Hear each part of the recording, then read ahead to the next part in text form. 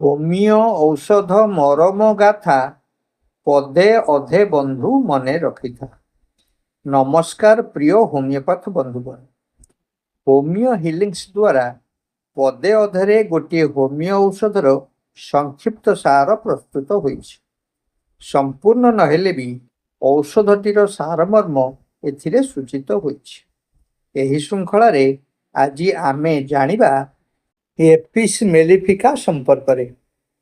ନାହୁଡ଼ ମାରିବା, ଛୁଞ୍ଚି ଫୁଟା ବ୍ୟଥା, ସହିତରେ ଜ୍ୱାଳା ଭାବ, ଗରମରୁ ବୃଦ୍ଧି, ଶୀତଳେ ଆରାମ, ଲକ୍ଷଣ ଯେଉଁଠି ଥିବ।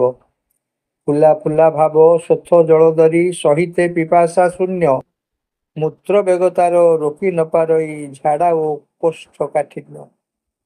ଗ୍ରନ୍ଥି ଫୁଲା, ପାଳି, ଜ୍ୱର ଓ ଚର୍ମରେ, ଉଦ୍ଭେଦ ପୀଡ଼ା ମାନ, ଈର୍ଷା କ୍ରୋଧ ଭୟ ହେତୁ ଜାତ ରୋଗେ, ଏପିସିଟି ମୂଲ୍ୟବାନ। ପୁଣି ଥରେ, ନାହୁଡ଼ ମାରିବା, ଛୁଞ୍ଚି ଫୁଟା ବ୍ୟଥା, ସହିତରେ ଜ୍ୱାଳା ଭାବ, ଗରମରୁ ବୃଦ୍ଧି, ଶୀତଳେ ଆରାମ, ଲକ୍ଷଣ ଯେଉଁଠି ଥିବ। ଫୁଲା ଫୁଲା ଭାବ, ସ୍ୱଚ୍ଛ ଜଳଧରି, ସହିତେ ପିପାସା ଶୂନ୍ୟ, ମୂତ୍ର ବେଗତାର ରୋକି ନ ପାରଇ, ଝାଡ଼ା ଓ କୋଷ୍ଠକାଠିନ୍ୟ। ଗ୍ରନ୍ଥି ଫୁଲା, ପାଳି, ଜ୍ୱର ଓ ଚର୍ମର, ଉଦ୍ଭେଦ ପୀଡ଼ା ମାନ, ଈର୍ଷା କ୍ରୋଧ ଭୟ ହେତୁ ଜାତ ରୋଗେ, ଏପିସିଟି ମୂଲ୍ୟବାନ। ଧନ୍ୟବାଦ।